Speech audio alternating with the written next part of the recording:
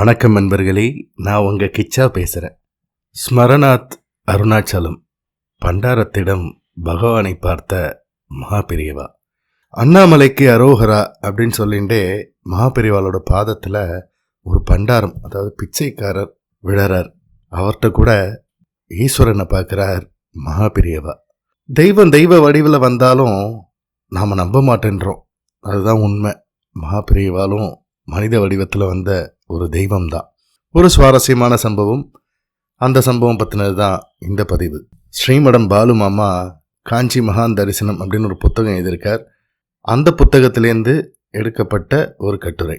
ஒரு கிராமத்தில் முகாமை முடிச்சுட்டு அடுத்த முகாமுக்கு போயின்னு இருந்தா மகாபெரியவா. வழியில் ஒரு பிச்சைக்காரர் கொஞ்சம் தூரத்துலேருந்தே மகாபெரியவாவை பார்க்கும்போதே இவர் ஒரு சாமியாராக இருப்பார் போல இருக்கு, நிறைய பேர் கூட வரா, நல்ல சில்லறை தேரும் அப்படின்னு எண்ணிருப்பார் போல. மகாபெரியவா கிட்ட வந்து அண்ணாமலைக்கு அரோகரா அப்படின்னு கூவிண்டே மகாபெரியவாளோட பாதங்களில் விழறார். மகாபெரியவா உடனே அவர் கூட வந்த ஆளெல்லாம் திரும்பி பார்க்குறார்.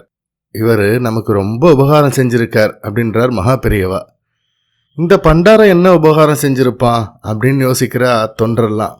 ஸ்மரணாத் அருணாச்சலம்னு சொல்லுவாளே, அருணாச்சலேஸ்வரரை நினைச்சாலே போதுமா, ரொம்ப புண்ணியம்.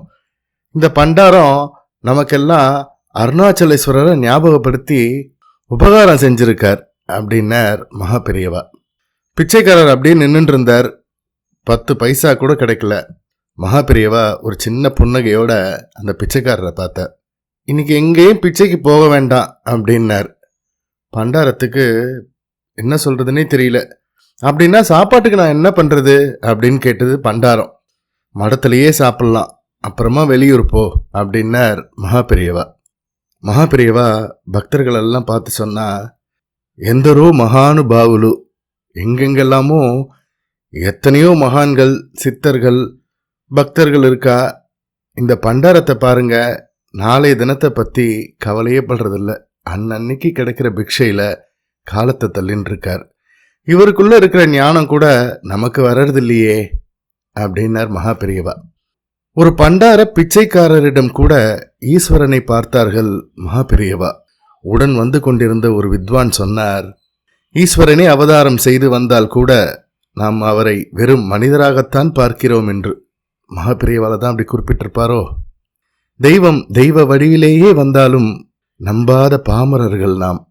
ஜெய ஜெய சங்கர ஹர ஹர சங்கர. இந்த பதிவு உங்களுக்கு பிடிச்சிருந்தா லைக் பண்ணுங்க, ஷேர் பண்ணுங்க, கமெண்ட் பண்ணுங்க. மறக்காம பெல் ஐக்கான் கிளிக் பண்ணுங்க, சப்ஸ்கிரைப் பண்ணுங்க. நன்றி நண்பர்களே.